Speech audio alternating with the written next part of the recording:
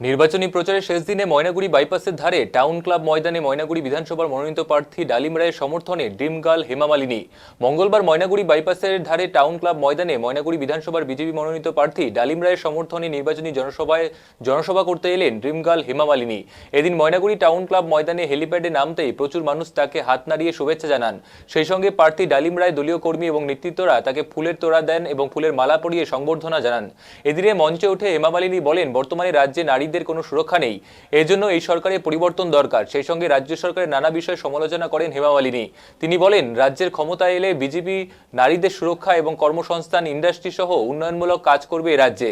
তাই ময়নাগুড়ি বিধানসভার বিজেপি মনোনীত প্রার্থী ডালিম রায়কে পদ্মফুল চিহ্নে ভোট দিয়ে বিপুল ভোটে জয়যুক্ত করুন। এদিন ড্রিম গার্ল হেমা মালিনীকে দেখতে ময়নাগুড়ি টাউন ক্লাবের মাঠে উপচে পড়া ভিড় লক্ষ্য করা যায়। বিশেষ করে মহিলাদের ভিড় ছিল চোখে পড়ার মতন। ময়নাগুড়িবাসীর উদ্দেশ্যে এই বলবো যে ময়নাগুড়িবাসী রাজ্যে শান্তি শৃঙ্খলা, শিক্ষা, পানীয় জল, স্বাস্থ্য সব কিছুর উন্নতি সাধনের জন্য ভারতীয় জনতা পার্টির প্রতিনিধিকে পদ বলবেন।